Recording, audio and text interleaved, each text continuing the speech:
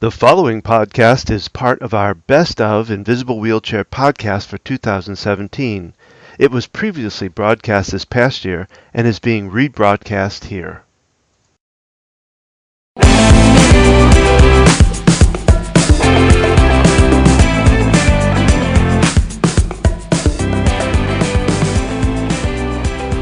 Welcome to another edition of the Invisible Wheelchair podcast. I'm Donald Grodoff, family coach with FamilyOCD.com and FocusedHealthyFamily.com. In the Invisible Wheelchair podcast series, I delve into the hidden characteristics of OCD, anxiety, and anxiety disorders. The things that most people don't see, that are behind closed doors and shut within the mind about anxiety. My goal with these podcasts is to bring about awareness of Obsessive Compulsive Disorder, or OCD. Understand that I am not a doctor, therapist, or counselor, and the content, information, resources, and ideas that are talked about and brought up here in these podcasts are things that I have used, discovered, or have been recommended to me, and I always recommend to seek additional professional help in finding solutions for yourself. Thank you for listening and enjoy the podcast.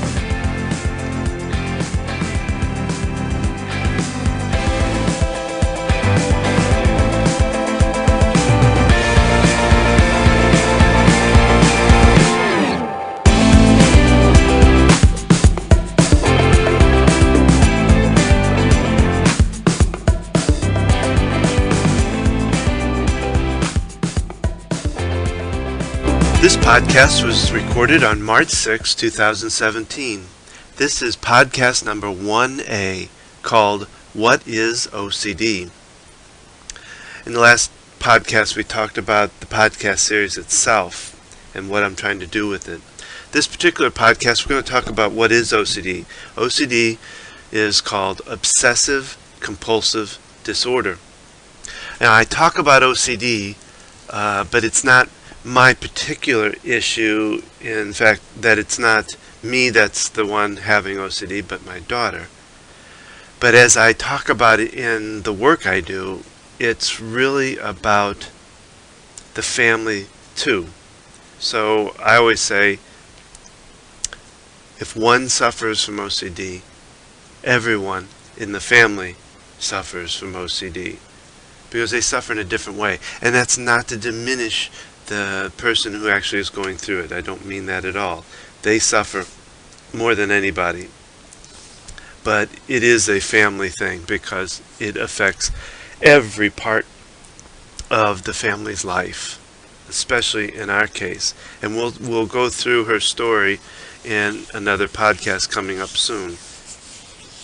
But I feel like the severity that we went through with the OCD gives me some rights or rules, I guess, to be able to talk about it. And plus, my daughter has really given me an agreement with this, that I should do this, because our purpose, I think both hers and mine, is really to get out the message about what OCD is and how devastating it can be. Now, I will talk about other disorders as we go through these podcasts, but they'll be secondary to because I really want to get out the message of OCD. I think too often it is, confused, misunderstood, and really confused by people. They think it's a pretty simple factor of a hand-washing disorder, something of that, or somebody that just freaks out about organization. And we'll talk about that anyway. And I also feel like my daughter was the greatest teacher for me. She helped me to go through what we went through, which was a journey through hell. But in that journey, my family learned a tremendous amount about OCD, what it does to a family. And so it's helped me to want to help others and have a passion to help others, because I know the kind of hell that it can take you through. So let me back up just a minute. I'm going to read the official, I don't know if I'd call it official, But the definition of it coming from the International OCD Foundation, which, by the way, you can find at IOCDF.org. But here they explain it this way, and I'm reading from their site directly. Obsessive Compulsive Disorder, OCD, is a mental health disorder that affects people of all ages and walks of life, and it occurs when a person gets caught in a cycle of obsessions and compulsions. Obsessions are unwanted, intrusive thoughts, images, or urges that trigger intensely distressing feelings. Compulsions are behaviors an individual engages in to attempt to get rid of the obsession and or decrease his or her distress. Most people have obsessive thoughts and or compulsive behaviors at some point in their lives, but that does not mean they will all have some OCD.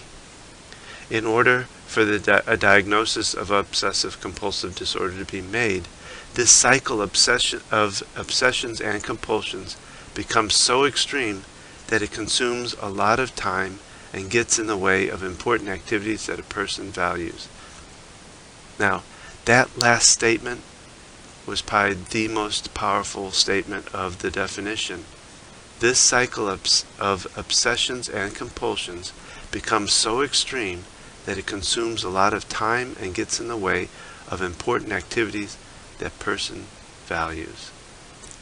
What that's really saying, and what happened in our own family, is it literally closes up your life. It becomes, a person becomes so obsessive that they can spend 2, 3, 4, 5 hours literally obsessing over what anybody else would see as a minor detail. I've heard of scenarios, and like I said, we'll go through my daughter's story coming up, I think within one of the next 2 podcasts. But I've heard of some amazing stories of people that, I've heard of a story of a gentleman who used to drive over, as he was driving, if he went over a speed bump, he'd have to stop, turn around, come back and make sure it wasn't a dead body. And he could do this numerous times, and he could do it at each stop. But, I run into a lot of people, and it really kind of upsets me in a way when I'm sitting across somebody, maybe talking about their neat desk or their clean pantry in their kitchen, or their very obsessively clean car they have, and they say, "Oh, that's just my OCD." And it bothers me for the fact that we use that so lightly without knowing how much it can affect another person, how much it can embarrass somebody or raise their anxiety or get them upset.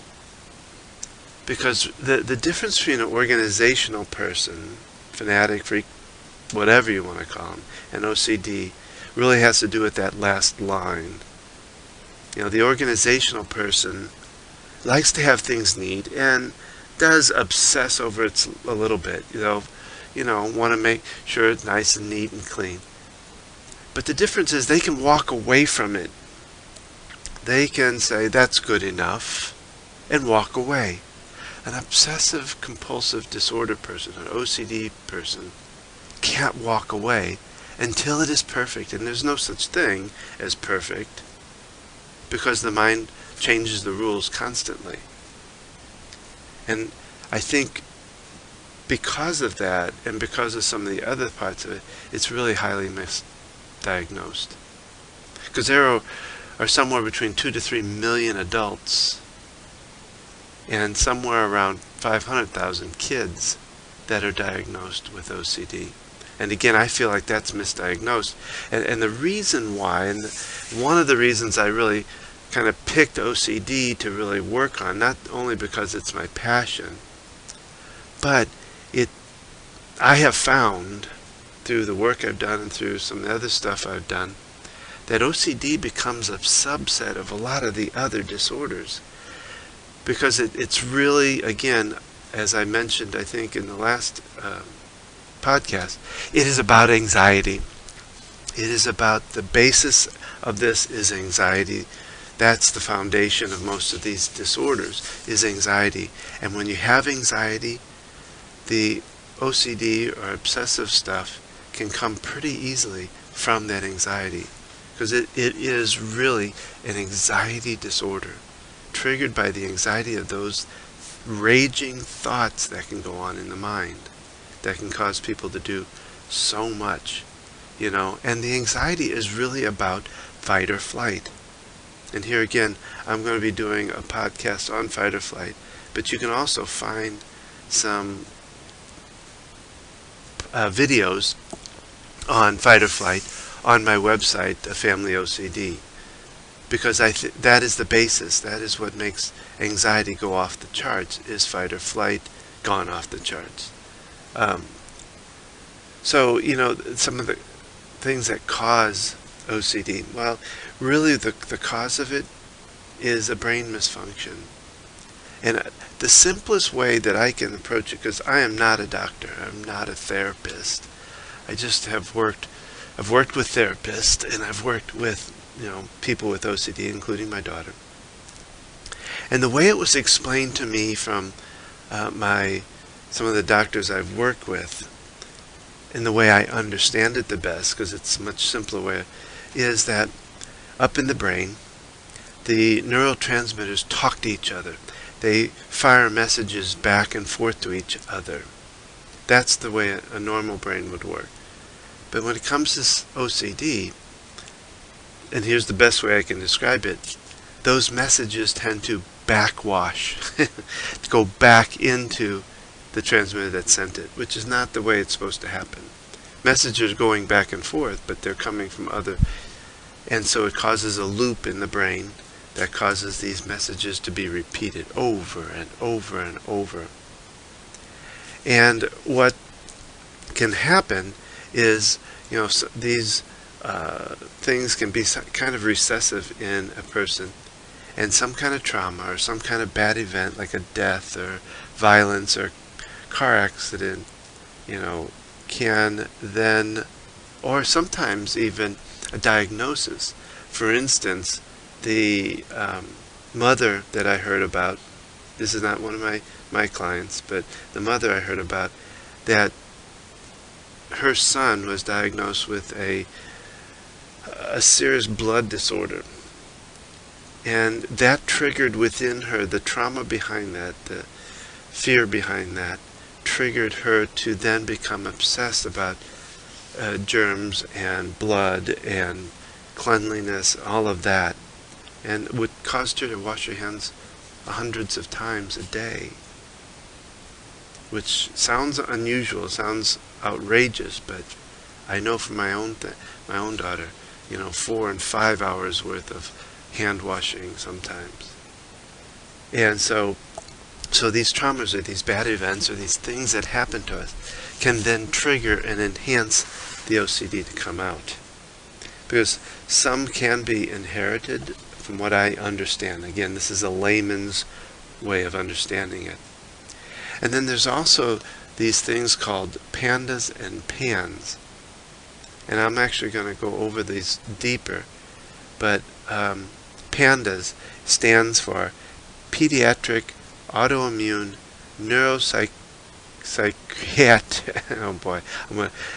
Pediatric Autoimmune Neuropsychiatric Disorder associated with streptococcal infections. That's a mouthful right there.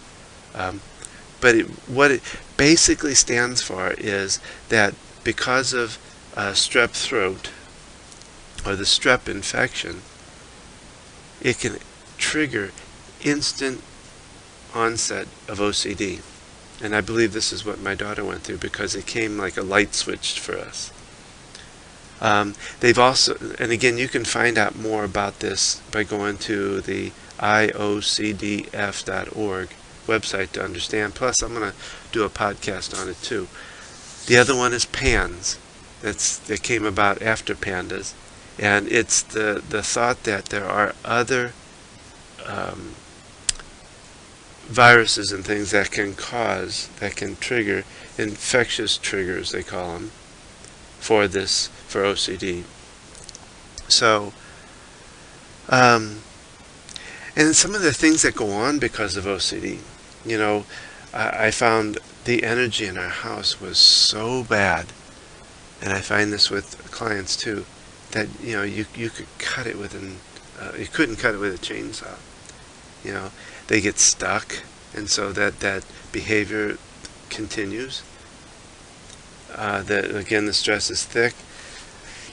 There's tension then between family members, and especially between the father and the mother, or the husband and wife, because they each believe they have the right way of dealing with it. And so that can cause a lot of friction. There can be friction between brothers and sisters, really the whole family. It starts kind of tearing the family apart, closes their life up. It did for us, so they get down to the basics of eating, sleeping, and working, paying the bills kind of thing, And really what happens that I find is hopelessness. It starts really sinking in. You don't know what's going to happen, if it's ever going to stop, if it's ever going to change. And then other illnesses can happen out of it. In my particular case, a heart attack in the middle of all of it. Financial things can play in, because you're trying everything you can to try to solve it. Trying everything. Maybe this will work. Oh, this will be the next miracle. Oh, this will want to work. And of course, each one of those costs. So financial play into it. You have a problem with friends and relatives really kind of disappearing because they don't know how to deal with it. They don't know how to talk it over. They don't know what to say or what to do. And they think you just want to be alone, which is really just the opposite. And of course, depression can fall in line.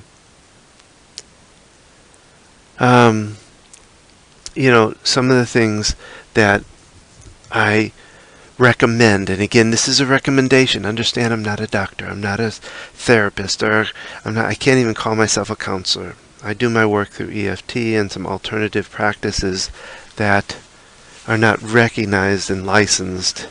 But here's what some of the things that I would probably recommend for this. One, ERP therapy, and I'll talk about that in the future too.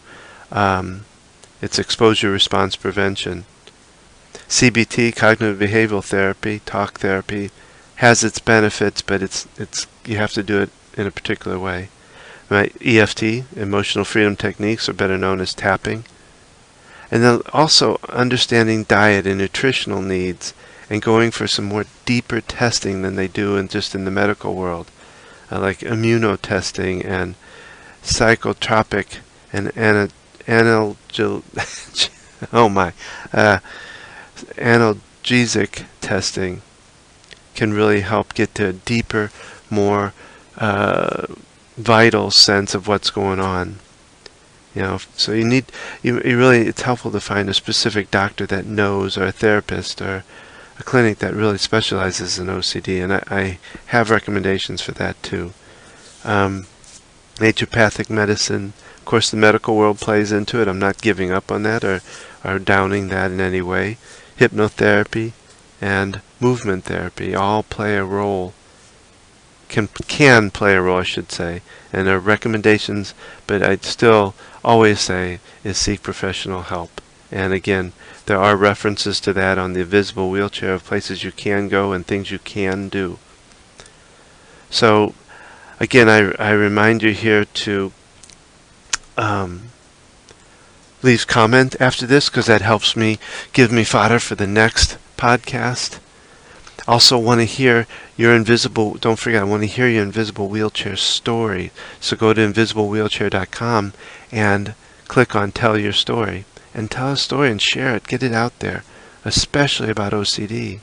But whatever it is, I want to hear about it. And then don't forget, after this, there's a tapping recording that follows this podcast that I think could be helpful for you. I recommend you doing that. So this concludes this podcast, and I'm so glad you joined me, and I hope you join me for the next one. And thank you for coming. This concludes this podcast. Please remember to leave comments for me, because that really helps me to understand what you're looking for and helps give me fodder for the next possible podcast. Also, I'd love to hear your invisible wheelchair story if you're willing to share it. If you are, feel free to go to invisiblewheelchair.com and click on Tell Your Story.